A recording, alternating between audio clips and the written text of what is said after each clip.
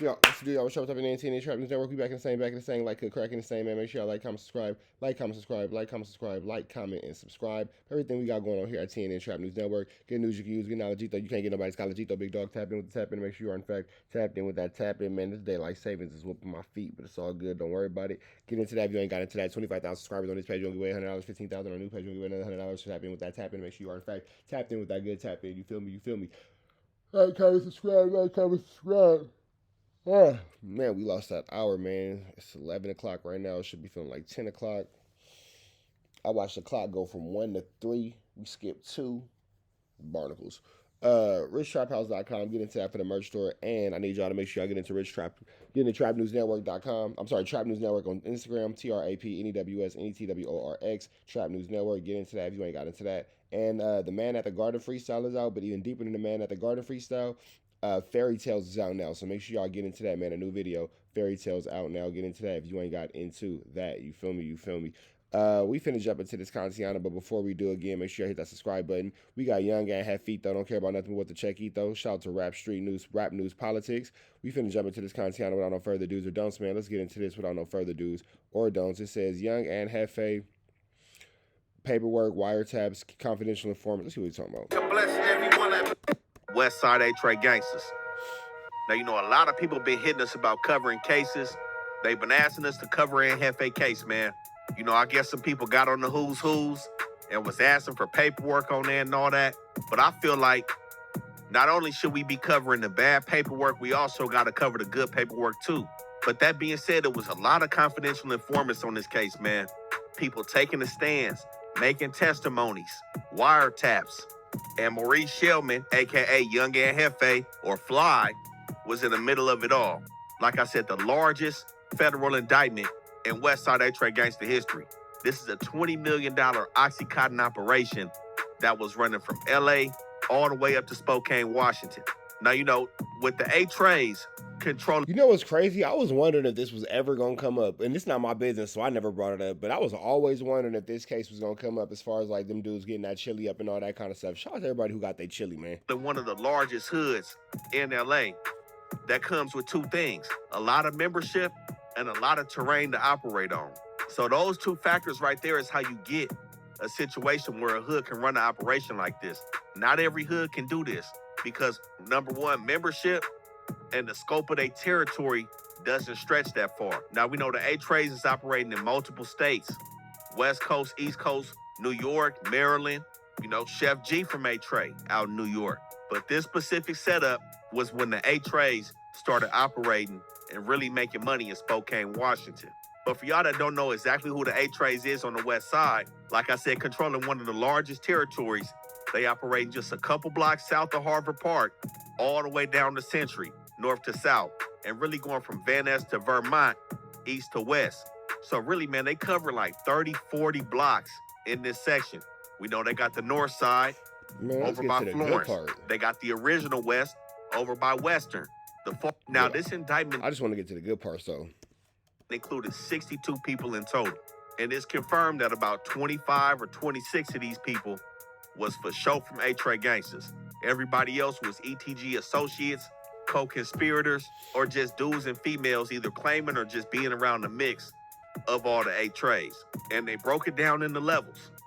They had upper-level leadership, mid-level leadership, strictly female drug runners, other mid-level categorized them. Got you ninjas. Distributors and drug runners. And lastly, they had a group labeled A-Tray Gangster Criminal Associates, all a part of this indictment. Now, with all of them members, we know there's a lot of people with some reputable names that went down on this case. A part of upper-level and mid-level leadership, we got dudes like Tiny Sody, Tiny Menace, Tiny Football, Big Rowdy, as well as Lil Sidewinder. Now, we know those kind of names. And I want to say rest in peace to my man, Lavelle May. If you know about Lavelle May, you were there from the 80s and all that kind of stuff. I think he was football. I could be wrong. But childhood friend, man, from the Inglewood Jets and all that, man. Big shout out, big rest in peace to Lavelle May. I could be getting the hood name wrong. I don't know. I know him from Pop Warner Football and the Inglewood Jets and all that kind of stuff. I know his pops, Big May. His pops is a good dude. You know what I'm saying? Big shout out to his father. But yeah, man, big shout out to Lavelle May, man. God bless his soul. Was a really good kid, man.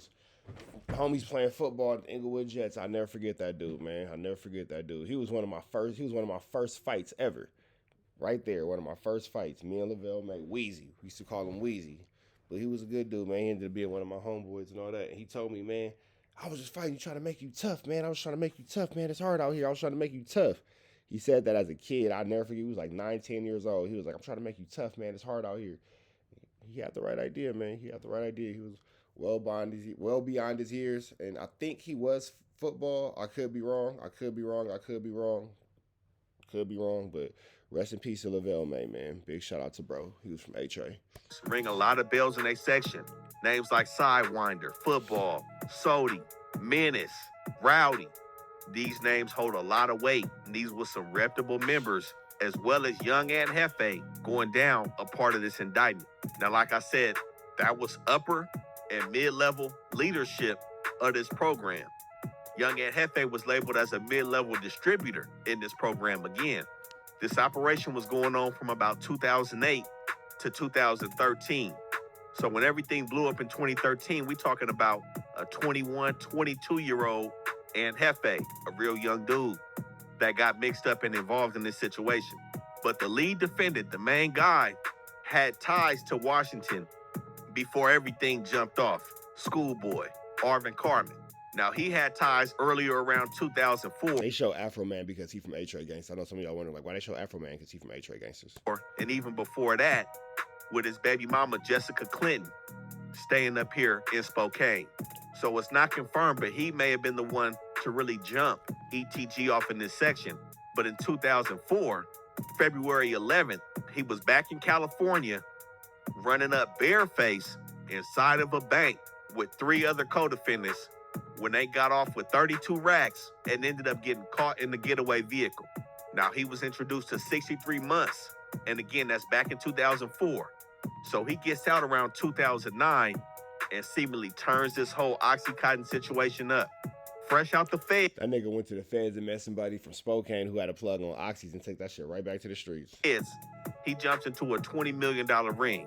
Now, a key thing we have to speak about right here is Washington. You know what's crazy? I used to live on 81st and Budlong. I used to walk from my house on 81st and Budlong to, hold on, it's my mom. Hey, Mom, let me call you when I'm done doing this content. Give me like an hour.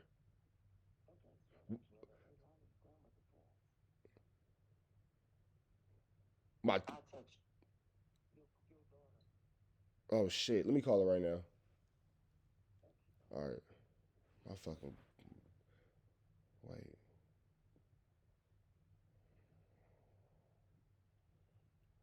Hold on.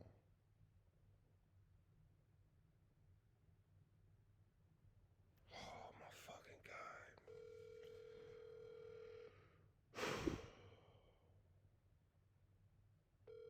My daughter's grandmother passed. For those of y'all who don't know, I got a grown kid who I keep very protected, very close.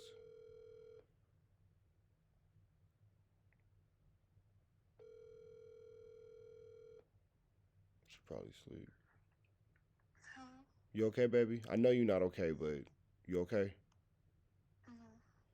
I know it's serious when your grandma called me and she's the one that told me what happened.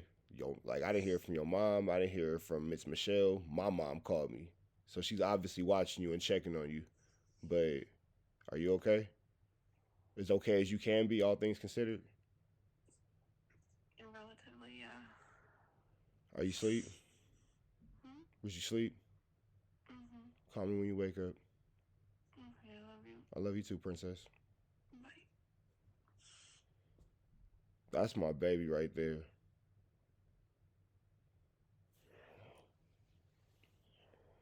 Her hurt is my hurt. That one right there always give me the boys. Get the fuck out of here. I ain't hearing it. Her.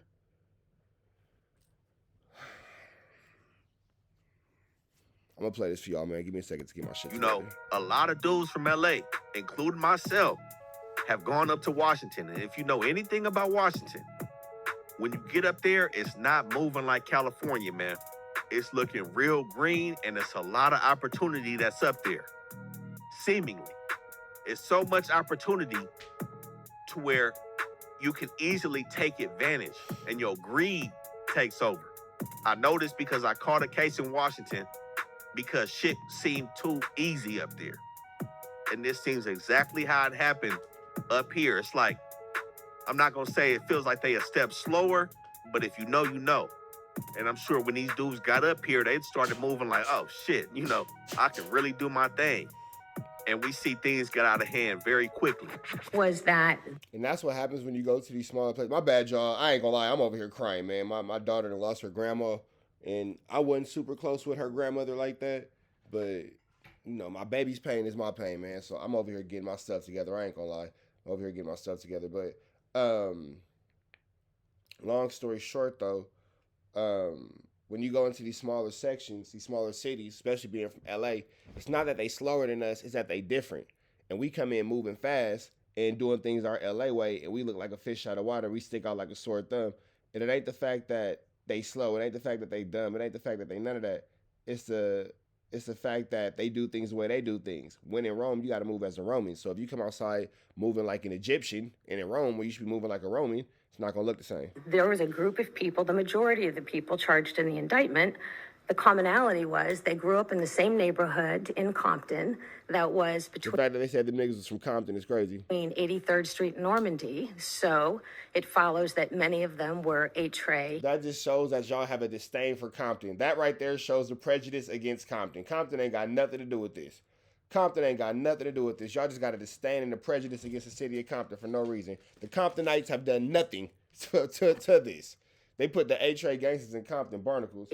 Gangster Crips, members of that gang, where they were friends of those individuals. Now, to really jump off from the beginning, we got to go back to Arvin Carmi. It was said that he was the original pill man in Spokane, and this being right after he gets out of federal custody in 2009 from that robbery. Now, he's up there with somebody named J-Lo, Joseph Shorts. J-Lo was also from A-Tray, but he was living in Washington at the time in 2009. And while Schoolboy is doing this thing, 3 other individuals get introduced to the scene. We got Nakomi Moore, who's also known as Shakita Bailey in the indictment and labeled as upper-level leadership. And we also got Gilbert Leroy Madison, who goes by Lil Sidewinder. And then third, we got Glenn Turner, a.k.a. Big Rowdy. Now, those 4 people were the originals to jump it off in 2009. And something that you're going to see in the indictment, a lot of these people go by different names, especially the people that came from LA. So with Glenn Turner, Big Rowdy, when he went to Spokane, he changed his name to YD, or Young Diamond. Lil Sidewinder went by Big Dog, and Schoolboy went by Schoolie or Zeus. And after they set up shop and start getting everything cracking, a dude named Kevin Darnell Miles, aka Nino, who was an A-Tray associate, not necessarily a full-fledged member, is said to have funded Big Rowdy getting up there. So he comes and he starts laying groundwork as well. Now, Kevin Miles played the role of the presentable member. He's college educated. Like I said, he's not full-fledged with the gangbanging, so he can move around different circles and open up different doors for these A-Tray members in LA and in Spokane. And it was said once they all got up there, J-Lo, who was usually known for selling crack in Washington, flipped over and started selling pills with Schoolboy. And with the money being right, dudes like Peanut. That's what made it a Fed case when you niggas start taking this shit from state to state. We're not taking it from... When you cross from one state into another state, that's when the feds get involved and your whole neighborhood get taken down. That's when the feds get involved and your whole neighborhood get taken down, is when you start taking it from state to state. And Mel, both from A-Tray gangsters, also made it to Spokane, Washington in 2009. Now, at this point, like I said, Schoolboy was the pill man in Washington, so he was taxing everybody's motion. The key thing is these people couldn't just come up here and just get some pills from Schoolboy and hit the street. They had to come with their own work. And then when they ran out of that work, they would then buy from Schoolboy and be taxed.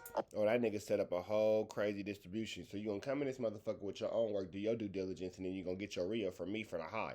Okay, I see what he did there. On top of Schoolboy, because Schoolboy not only had the plug, but he also had the foundation laid. He had the whole network for these people to operate in safely, so to speak. But at some point, like I spoke on with that greed, the greed prevailed and a meeting was held. where everybody decided that they didn't want to pay taxes to Schoolboy anymore. The only person that said he really stayed by Schoolboy's side was Lil Sidewinder. So eventually, J-Lo, with already having legs in Washington, he was already staying out there. He rented a big house and had everybody that we just spoke on go to the house and operate and trap out that house, except for Schoolboy.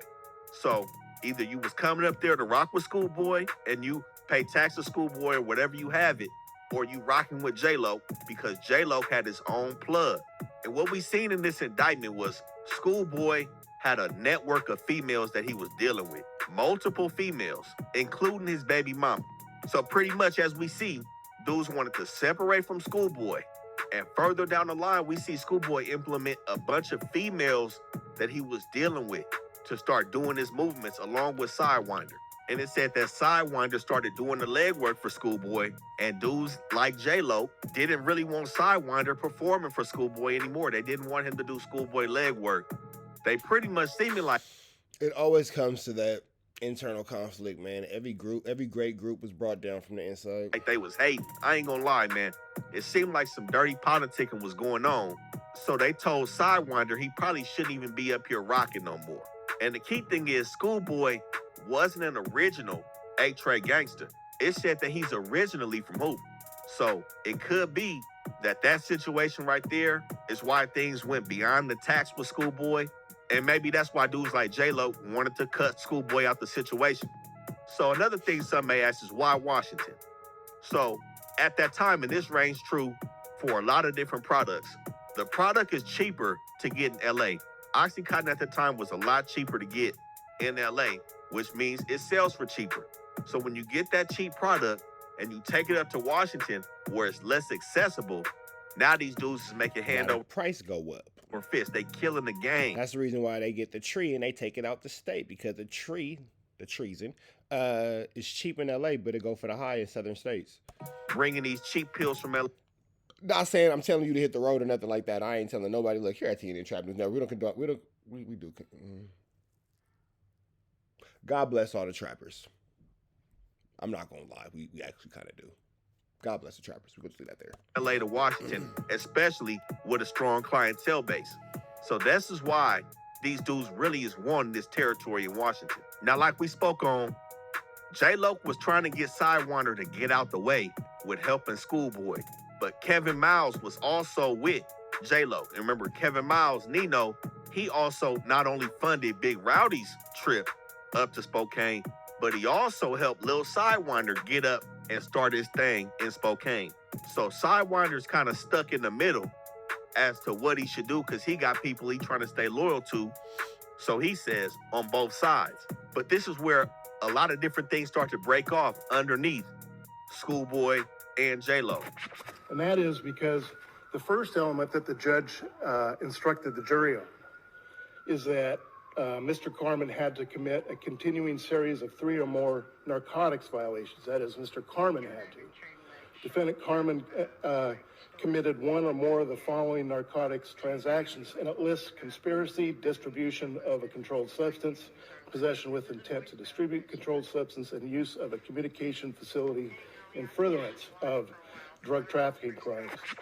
So Nakomi Moore, who was also a high-level member, all these people right here are, of course, high-level organizers or co-conspirators in this case because they was here for the jump-off. But Nakomi Moore is said to have established her crew consisting of Betrayal Bully, a.k.a. Slim, or some may know him as D3 or Baby Derange, as well as Grump 6 or Rah-Rah, also from A-Tray Gangsters, as well as a couple other females under her.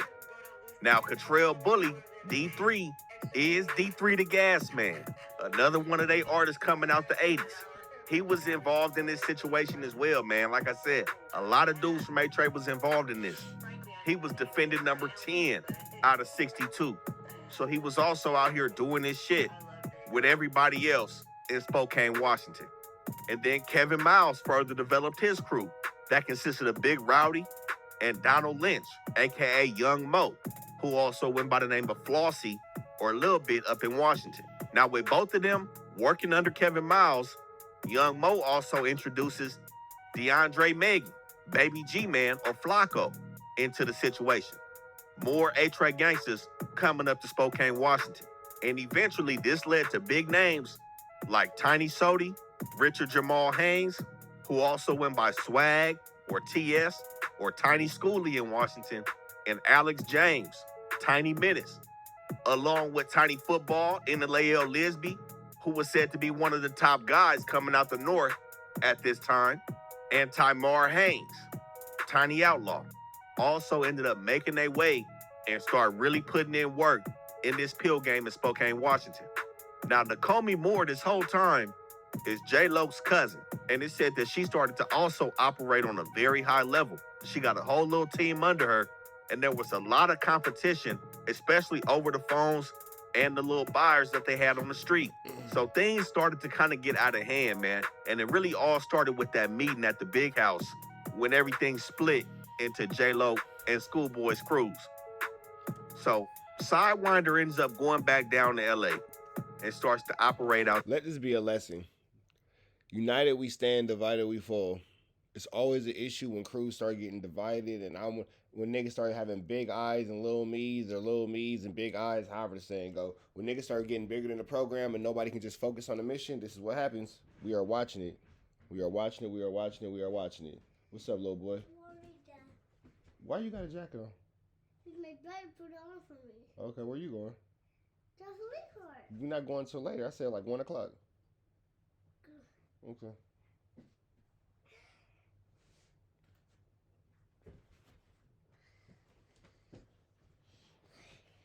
You gotta call your big sister and check up on her today. She's having a hard day. Who? Lele. Lele. Yeah. Okay. Okay. You gotta call her and check on her, okay? Okay. Remember to call her, okay? Okay. Okay. She having a rough day, so we gotta be there for her. Like, you know how when you having a rough day and you can't find your watch, we gotta be there for you? Yeah. So we gotta be there for her like that. Okay. I love you. Thank you. See you in a second. Huh? See you in a second. Okay. Okay. We're gonna play out 1 p.m. Yes, yes, exactly 1 p.m. I've taught the 5-year-old how to tell time, and now he knows how to tell time. He knows 1 p.m. Up there. You want to get annoyed? You want to have annoyance in your house? Teach a 5-year-old how to read a clock, and then start telling him what you're gonna do at what time. He'll constantly remind you. You want to never miss anything? Let the 5-year-old be your alarm. Split into J-Lo and Schoolboy's crews. So Sidewinder ends up going back down to LA and starts to operate out there. Kevin Miles ends up getting arrested in 2010, and he took his ass back down to LA as well. After that, a couple people start moving around, trying to dodge the heat. But at this point, it said that this is when Young Mo really started to develop his own structure and step in where other dudes was stepping out. Now, at this time, there was a member by the name of Loon, Marlon Johnson, who was also living in Washington. He had a run-in with the folks as well around this 2010 time. And this is when dudes started having their names written down and things started to be taken account of. But after this, we see dudes like Northside Gray, Anthony Miller, who also went by the name Tony in Washington. He also comes up and starts working with Young Mo, a part of his crew, starting to move things. Now, when Tiny Sody got up there, it said that this dude was really getting to work and putting it down. Now, we know the Sody name is a big name in this situation, and 3 of the Sodys was kind of involved in this situation, low-key, where you had Baby Sody, Tiny Sody, and Young Sody. Now, Sidewinder is the one who called Tiny Sody on behalf of Schoolboy and basically said that the older homies wanted Tiny Sody to start getting his feet wet and getting some chili out here in this pill game in Washington. But at this point, Baby Sody was also trying to come play ball. But with Tiny Sody already starting to run a hard program, he kind of had these stipulations where it's like, man, nobody finna give you a free ride up here. Like I said, everybody had to come with their own work, whether you sent your work with one of the runners that was bringing it from LA or you bringing it yourself, but you couldn't come empty-handed, and you gotta be ready to fall up under a program. So Baby Sody, not being named in this indictment, you know, it seemed like he fell off to the wayside, but Tiny Sody started to take a strong grip. And it said that a couple dudes were scared of this dude. It said that Northside Gray at one point was hiding from Tiny Sody up here. There was a lot of friction that was going on, a lot of competition in this pill ring amongst the ETGs. But now by the time it's 2011, Tiny Sody's starting to re-up with Lil Sidewinder and Schoolboy. Little homie like, what this hoe? Nigga, half 100 on that G gang, the one on Florence. You can ask about me. You ain't never caught a body for the G, then don't come around me. Who could? Never seen him foe. I don't know about him. My squad went down for a whole summer, and I slid without him. You already look at people 83rd, we be stabbing shit. She be like, what gang cricket from? All of it. It's that G flow. Now here we are in 2011. Like I said, a couple people have been knocked and they've already been operating out here strong for a good 2 years, and a good amount of people. They're very aggressive with their sign language, goodness gracious. It's a lot of sign language. Shout out to the American Sign Language Association. From A-Tray gangsters have gone back and forth from LA to Spokane, Washington, and the people have taken notice. If you know, you know. So you have the Spokane regional drug, good amount of people. Goodness gracious, guys. People from A-Tray gangsters have gone back and forth from LA to Spokane, Washington, and the people. Wait, was that a little kid? Strong for a good 2 years, and a good amount of people from A-Tray gangsters have gone back and forth from LA. It's a little kid. Okay. To Spokane, Washington. He's probably the most, honestly, out of everybody in that group, I'm the most afraid of that child. He has the least amount of empathy and understanding of as an adult. I don't want no smoke with that kid. Kid's sketchy. I don't want no problems. You got it, little bro. You got it. You way harder than me. Because, nigga, what? A child with a pew-pew is way more deadly than an adult with a pew-pew. That kid ain't wanting to hear nothing. He going for his gusto, and he going to be home before he's 17 years old based off California juvenile life. He'll be back on the streets ready to rap about my dumb ass. I ain't fucking with that kid. And the people have taken notice. So you have the Spokane Regional Drug Task Force, Idaho State Patrol, Washington State Patrol, the county and the sheriff's office, LAPD, LAX police, and the DEA is all starting to pay attention to the A-Tray gangsters in 2011. So you have dudes like Sidewinder who are operating out there are now operating. Appreciate everybody who said bless you. Back full-time in LA and are recruiting people to take pills up to Schoolboy and other members of A-Tray, whether it's Airplane, the Greyhound, whatever, and everything's being noticed. And like I said, with the best thing to do probably would have been just to drive with y'all business. Kevin Miles, his run-in with the law in 2010, which sent him back to LA, made the people aware of $157,000 that he had at the time of his bump-in with them. And when the whole new crew, Tiny Sody and them, went up to Washington, a couple months after Tiny Sody, Schoolboy's homegirl, Sharita Horn, and Michelle Anderson also got their names buzzing on the scene. Now, Schoolgirl is playing a pivotal role, especially when young Aunt Jefe gets into the picture. We're going to get to that. Now, Michelle Anderson did play a pivotal role in this situation. She is named in the indictment. She had a relationship with Tiny Sody at the time, but she was also working on the blade. She makes an early exit because she ended up getting killed when she went back down to LA. God bless her soul. By her pimp. But she'd probably be higher up in the indictment based on how close she was to some top members. But at this time, like I said, Spokane has communicated and have shared resources with LAPD. And we've seen dudes from LAPD be up in Washington watching the A-Trays. And we've seen the Spokane Task Force come down to LA and kick it at St. Andrews Park just to observe how the ETGs are operating. But we out here, you know what I'm saying? It's my nigga Ant, young Ant. Damn. Cops was at St. Andrews Park. Eesh. And y'all do know, we put our life on the line for this shit here, man.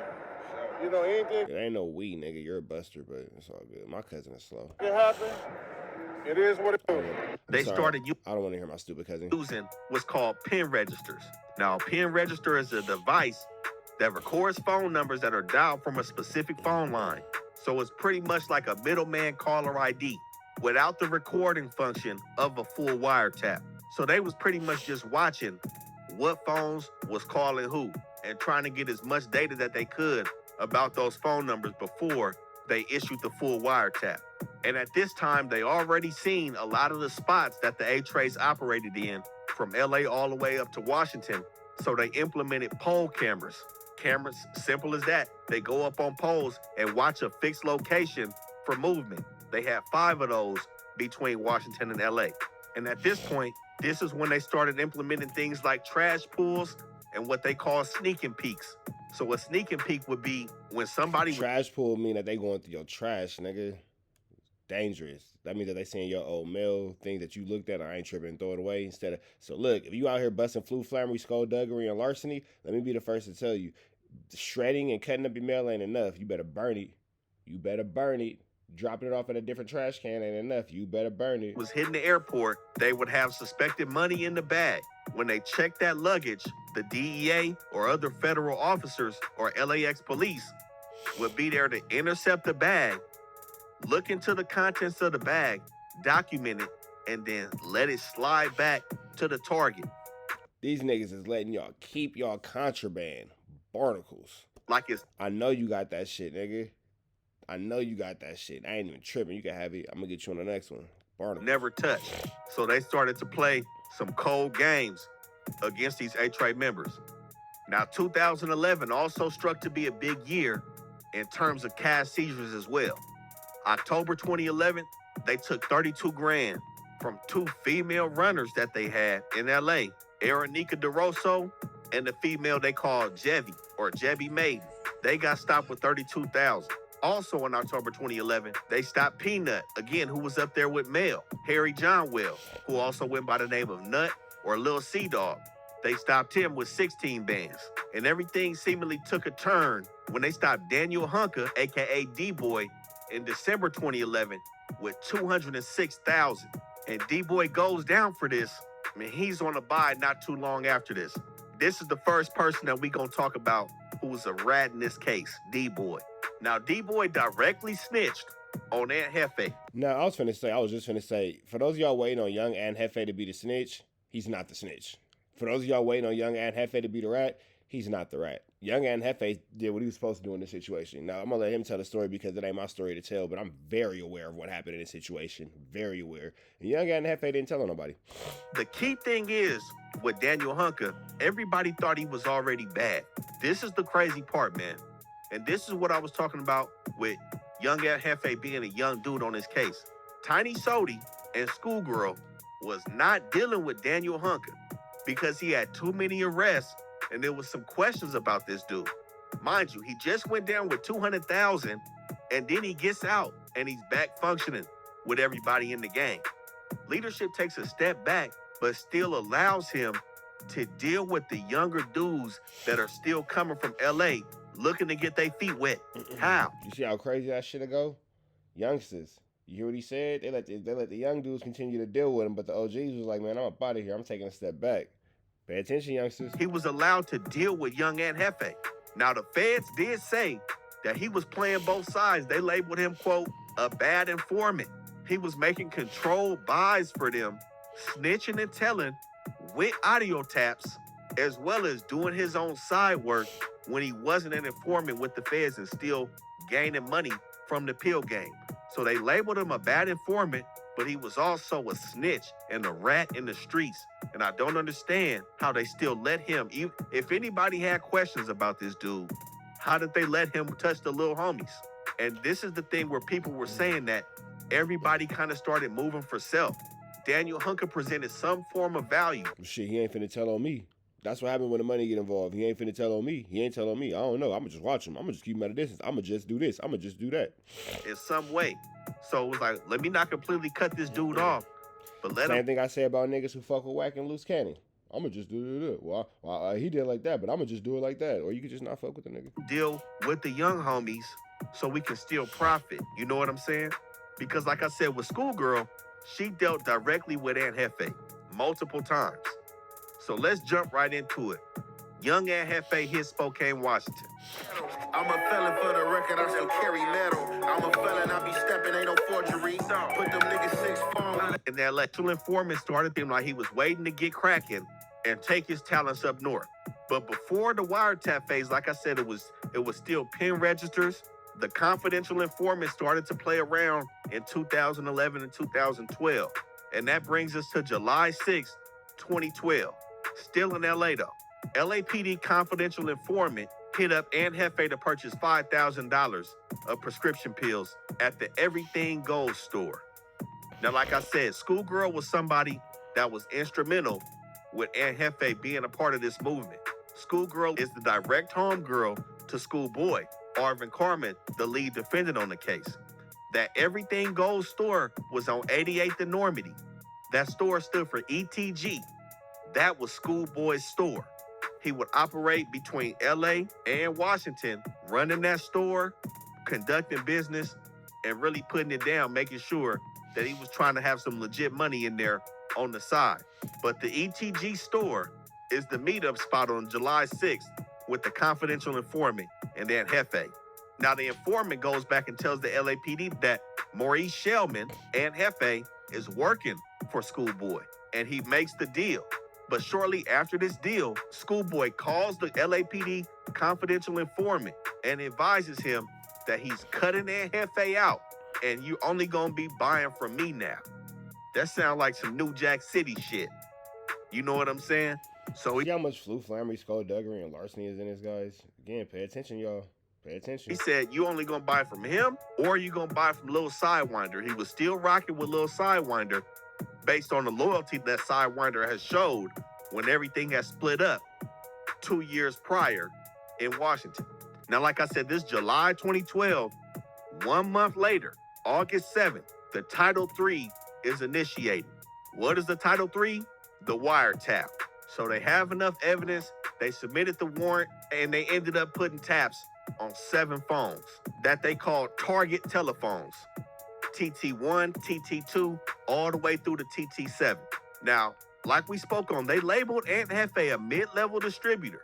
There was a lot of people ahead of him. He's defended 35 out of 62 on this indictment. But the reason why they kind of went heavy on him is because he was in direct communication with the higher-ups in this situation, and he had a lot of communications on these target telephones, specifically with Schoolgirl. Now, when the wiretap started happening early August, they started to see Aunt Jefe, who also went by YA, or Young Ant, or Fly in Washington.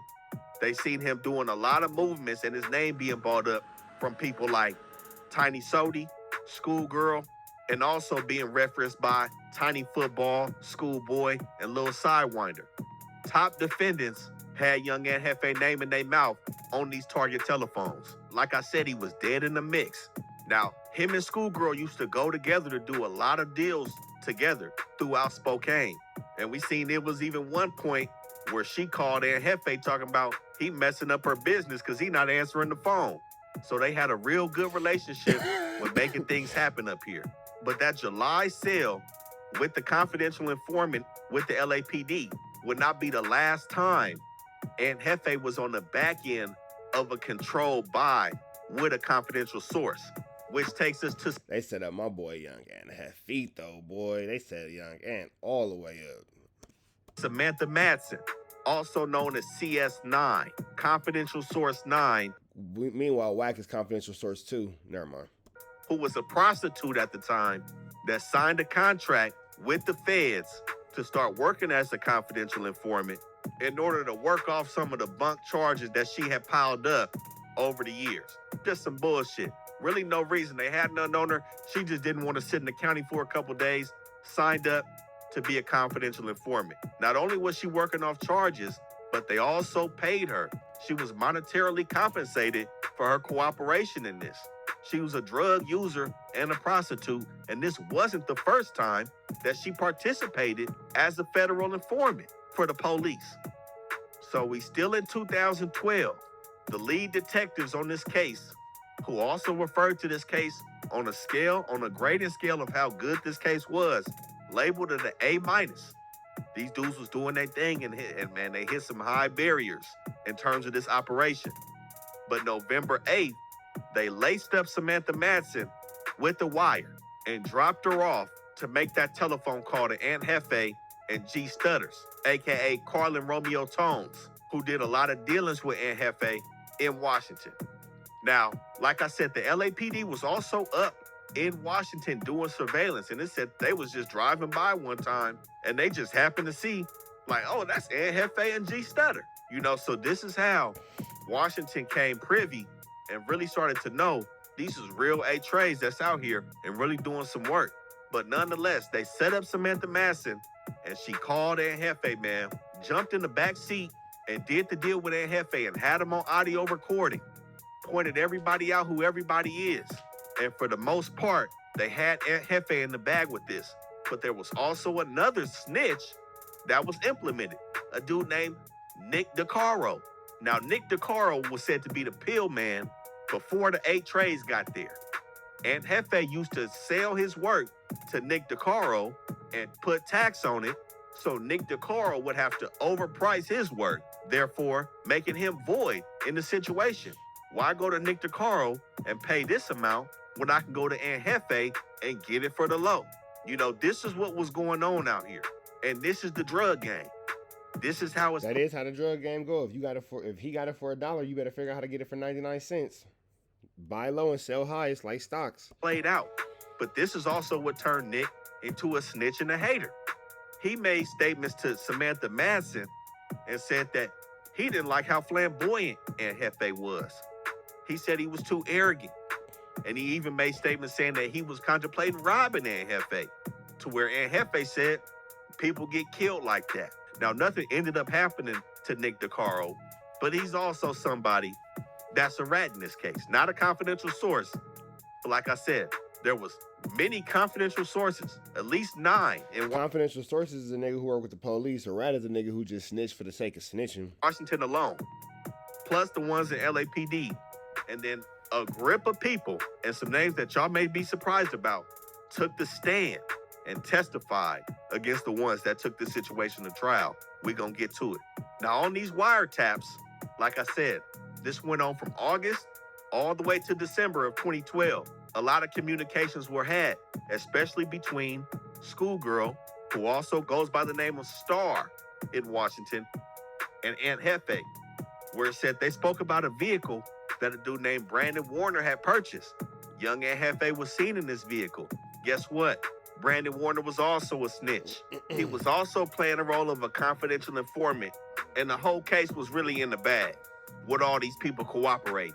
And there started to be a lot more cash seizures and confirmed airline travel. In March 2012, Big Rowdy was caught with a measly $1,400, but it was noted. Also in March 2012, one of their female runners, Treasure Brown, was stopped with an unknown amount of $1,000 bundles. In June 2012, Mercedes Reeves, who was one of Schoolboy's females that he was smacking, was caught with $28,000. August 2012, Portia Marcus, who also went by Flasha or Sasha, was caught with $73,000 in a sneak peek. Now, this was not seized. This was one of them sneak peeks where they looked in her suitcase, found 73 racks, and let it go. But a situation with Erica Woods after this, in September 2012, they caught Erica Woods boarding a flight, and the DEA, as well as them other detectives, had kind of settled on a number that they was gonna let pass. They was gonna let her take a set amount of money up to Washington. They opened the bag up, they find $107,000, but the whole game changed. She also had pills. They said they couldn't let the pills go, so they ended up confiscating the whole situation, and that paper was supposed to touch Big Rowdy's hands. So at this point, everybody tried to get everything back together to make up for that, and this is when they decided that it was probably best to start catching the dog, the Greyhound, instead of going on these flights. But the police, at this point, it's September 2012, everything is already cracking. Everything's full-fledged, blown out of proportion. The next month, October 2012, they catch Tiny Sodi with 7 racks. So altogether, all the seizures that they made in their whole investigation totaled about $930,000. They ended up coming up with almost $1 million. These niggas had $1 million plan, straight up. Seized cash. So you can just imagine how much wasn't seized. Like I said, it's a $20 million operation. I pray something shake for my nigga hit 6. Free YD, YA, and Tiny Mad Minutes. Black bone stay strong, you almost home. I'm in the stew going hard, some niggas can't get on. On probation, but a nigga still toting heat. Cause Lord knows what. I'm talking about shipments that would have 1,500 to 3,500 pills in it. Every shipment. Every other day. 2,000 to 3,000 pills moving. Sometimes in one day, they was talking about 9,000 pills moving We talking about $180,000 being made in 1 to 2 days off these moves, bringing in pills from LAX all the way up to Spokane, Washington. I don't know why they just didn't drive. Like, I don't know why niggas playing on planes like the road don't work. The open road is always what I believe works the best. Like, why would y'all play on the planes? Like I said, Schoolboy had a bright idea coming out the feds from that robbery case. He's also dealing with guns as well. They recovered a grip of guns in this whole situation for no reason, honestly. It didn't seem like they was beefing with anybody other than what they had going on in LA. You know, none of that shit is even mentioned in this whole situation. These dudes are just trying to get some chili out here. So the guns, you know, I can understand you feeding the streets, but all them guns that was recovered involved the ATF into this case as well. And like I said, Schoolboy was dealing with a lot of females that was doing these movements at this time. Like I said, Jessica Clinton, his baby mama, Sally Guthrie, Joisha Jefferson, Mercedes Reeves. Joisha is for sure named after her daddy named Joe. These was all females he was smacking on. And he had his homegirl, Schoolgirl, who was said to be like a walk-on. Also kind of not a fully official member. She didn't get put on the A-Tray. But again, she was a walk-on. She was dealing with Lil Sidewinder at the time.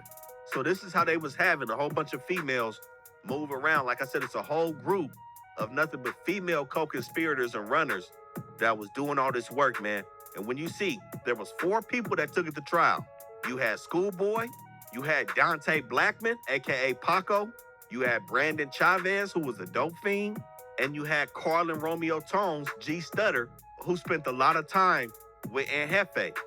Now, G Stutter seemingly kept it solid, man. They had him in that room, and it seemed like he wasn't breaking, man. He didn't take the stand, and his interview was only 20 minutes compared to the hours and hours that they said Lil Sidewinder and Schoolgirl set up in that room for. Like I said, he spent a lot of time with Jefe, T-Crazy, and football, but he didn't point anybody out in no pictures. He didn't want to do that. And, you know, when they was trying to play with him over the prison time, he took it on the chin, said whatever it's going to be, he just hope it's 10 or less, and proceeded to shut his mouth. Those 4 dudes took it. That's the only thing that you can say. Bro did it right. I just hope that it's 10 or less, and you take it to trial. What we seen is most of them female drug runners took the stand. Sally Guthrie, who Schoolboy was smacking on, took the stand. She was in her feelings. All the females took the stand after they seen all the other females you was fucking with. Of course they did. Duh. She was in her feelings about you having other chicks, and she took the stand on your goofy ass. Duh. That's what they gonna do every time. Talked about how he left her in the hotel for days on end. You know, she felt like she was done wrong, so she took the stand. Schoolboy baby mama took the stand, talking about all the money that he was bringing in without having a job. Brandon Chavez, who was on the case, who was fighting the case on trial with Schoolboy and G Stutter and Paco, also took the stand in his favor. Another confidential source, Raylynn Andrews, who participated in controlled buys with FLAKKO, Tony, and Loon. Man, she was a nasty CS. She made sure the folks stayed up to date with the target telephone numbers, make sure they was tapping the right numbers. She took the stand. And like we spoke on with that rat, Daniel Hunker, he also made controlled buys with D3 and Tiny Soda. So that testimony stand went crazy, man. But 2 people, man, that kind of hit home, that testified, told everything on everybody, including Aunt Jefe, everybody at every level possible. Lil Sidewinder and Schoolgirl both took the stand and testified against their co-defendants. Love my niggas like a blessing, everyone that bled. I just took a 10-piece, made it out the bed. Blue flag, red beam, they wanna kill me dead. Took the racks about my pocket, placed it on my head. Love my niggas like a blessing, everyone that bled. I just took a 10-piece, made it out the bed. Stepping dirty through the city, I pray by the bed. Soldier rack like Magnolia, it's an honor bled. Champagne on the sprint. Because he didn't like what this situation, what this operation was doing to the homies. He didn't like the greed, the division. He felt like it was only right to bring his homies down. That's an excuse if you ask me, because his ass got out in 2018. How snitching on your homies and bringing down their operations makes sense because you don't like the greed? That don't make sense. Schoolgirl told so much she was out in 2016. And now we see them both living together out of state.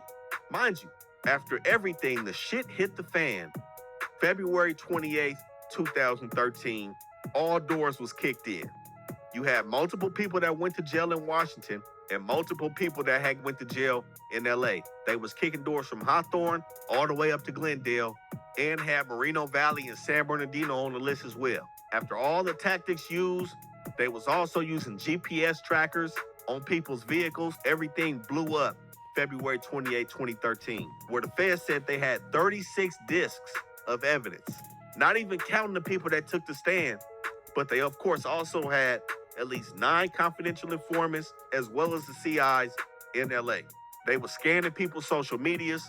Man, they got some of the phone numbers that they use in the wiretap from Facebook talking about, hey, tap in with me, and people putting their number on there. The key thing with the feds, man, as we see, they make sure they have everything tied up, all I's dotted, T's crossed before they bring your ass in so you can't move. I don't know what these niggas really took it to trial for. The only person that seemingly was successful in a way in trial was G Stutter. Again, G Stutter was with Aunt Jefe multiple times. He was there when Samantha Manson had the wire, when they hopped in a black Navigator and did the deal. He was also there at a spot called Flamin' Joe's, which was a big meetup spot for them in Washington. The people watched Aunt Jefe serving outside of that spot and taking phone calls as well as conducting business with G Stutter there. So G Stutter was somebody that was really rocking with Aunt Jefe, and they was on the same charge together, which was count 27, distribution of oxycodone hydrochloride. Now, at this time of the trial, Aunt Jefe had already took his deal. We're gonna touch on that. But G Stutter's lawyer was pretty much saying, hey, y'all watch Aunt Jefe do everything. G Stutter didn't do that on count 27. And this is a rare occurrence. We seen a not guilty from the jury for G Stutter, even though he was convicted and found guilty of count 2, conspiracy to distribute oxycodone hydrochloride. But everybody else, I don't know why they took it to trial. It was an embarrassment. And it was nothing but an opportunity for everybody and their mama to get up there and testify and make them look stupid. And that's what everybody did. All the females and some of their homies went up there telling. Now, Aunt Jefe, on July 17, 2014, submitted his plea of guilty. He was smart in seeing all the evidence against him, the confidential informants buying off him, the wiretaps. Like I said, even though they labeled him a mid-level distributor, they treated him as somebody that was higher up because of the communication he was having with the people up top. And when he was arrested, he tried to get out. They wasn't having it. They denied his motion for release because they were saying that he had no place to go for real. They didn't trust the addresses he had set up.